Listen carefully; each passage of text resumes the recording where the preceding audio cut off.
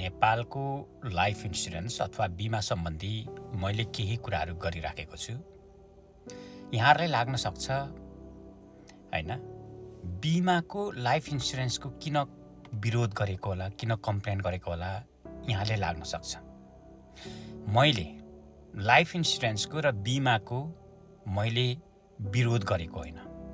मेरो विरोध केमा हो भने नेपालको बिमा कम्पनीहरू, उनीहरूको अथेन्टिसिटी र बिमा जुन प्लानहरू छ नि, जुन एउटा लाइफ इन्सुरेन्स प्लानहरू छ, त्यसमा हो। लाइफ इन्सुरेन्स त हामीले गर्नुपर्छ भनेर म आफै पनि लास्ट 8 वर्षसम्म मान्छेलाई लाइफ इन्सुरेन्स गराएर र गर्नुपर्छ भनेर हिँडेको मान्छे हो। म लाइफ इन्सुरेन्सको पक्षमा छु। लाइफ इन्सुरेन्स हरेक रेस्पोन्सिबल एउटा व्यक्तिहरूले गर्नै पर्ने कुरा हो। तर मेरो विरोध के हो भने नेपालको लाइफ इन्सुरेन्स प्लानहरूमा हो र लाइफ इन्सुरेन्स कम्पनीहरूमा। उनीहरू हामीले कतिको विश्वास गर्ने, पहिलो कुरा। दोस्रो कुरा, उहाँहरूको प्लानहरू मलाई कति पनि ठिक लाग्दैन। अब एउटा एक्जाम्पलको लागि उहाँहरूको प्लान चाहिँ कस्तो हुन्छ भने झन्नै अब 10 अथवा 15 वर्ष अथवा 20 वर्षको हुन्छ टर्म इन्सुरेन्स हैन। अनि हामीले चाहिँ जस्तो मानौँ 20 वर्षको लाइफ इन्सुरेन्स हामीले गर्छौँ, अनि 10 लाखको। अनि हामीलाई 20 वर्षमा 10 लाख हामीलाई उनीहरूलाई बुझाएपछि हामी तलमाथि भयो भने कति दिन्छ? 20 लाख दिन्छ। अनि जब हामीले 20 वर्षसम्म होल्ड गर्न सक्छौँ, हामीलाई कति दिन्छ? 20 लाख दिन्छ।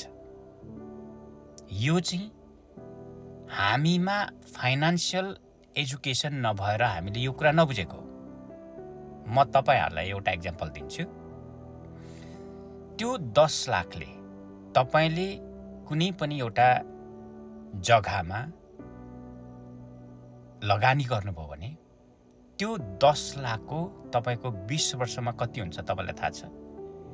लगभग 1 करोड टु 1 करोड 50 लाख हुन्छ भ्यालु, त्यो जग्गाको भ्यालु। त तपाईले 20 लाखमा किन मन बुझाउने? अनि मैले सुनेको छु, किनभने मैले पनि भेटेको छु 1-2 जना लाइफ इन्सुरेन्स एजेन्टहरू म जस्तै। अनि उहाँहरूलाई मैले सोधेँ हैन, तपाईले 20 वर्षमा 20 लाख दिएर तपाईहरुले चाहिँ 1 करोड कमाउनुहुन्छ, के यो एथिकल छ त? तपाईहरुको नैतिकताले यस्तो गर्न दिन्छ त भन्दाखेरि यो प्लान नै यस्तै छ भन्नुहुन्थ्यो हैन। व्हिच इज गलत छ। उनीहरूले 1 करोड कमाउँछ त्यो पैसाबाट, अनि उनीहरूले चाहिँ 80 लाख राख्छ, तपाईले 20 लाख दिन्छ। यो कुनै न्यायपूर्ण छ? यो कुनै धर्म, तपाईको धर्मले यसो गर्न दिन्छ? तपाईको नैतिकताले यसो गर्न दिन्छ? यो एथिकल छ? छैन। यदि त्यो छैन भने नगर्नुहोस्। मैले यही कुरा मात्रै यहाँहरूलाई सम्झाउन खोजेको हुँ, बुझाउन खोजेको हुँ। अन्यथा नलिनु होला। Thank you so much.